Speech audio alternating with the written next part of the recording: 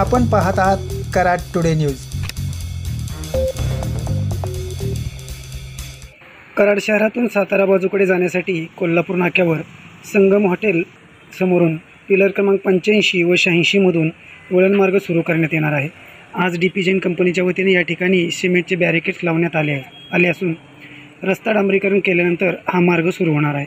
खरेदी विक्री पेट्रोल पंपासमोर जो वळण मार्ग होता त्या ठिकाणच्या पिलरवर सध्या सेगमेंट बसवण्याचे काम सुरू होणार असल्याने त्या ठिकाणचा वळण मार्ग बंद केला जाणार आहे। आज कोल्हापूर नाक्यावर कंपनीचे प्रोजेक्ट मॅनेजर सत्येंद्र कुमार वर्मा तसेच कराड शहर वाहतूक नियंत्रण शाखेचे सहाय्यक पोलीस निरीक्षक राहुल वरोटे यांनी प्रत्यक्ष वळण मार्गाच्या ठिकाणी सुरू असलेल्या कामाची पाहणी करून सूचना दिल्या।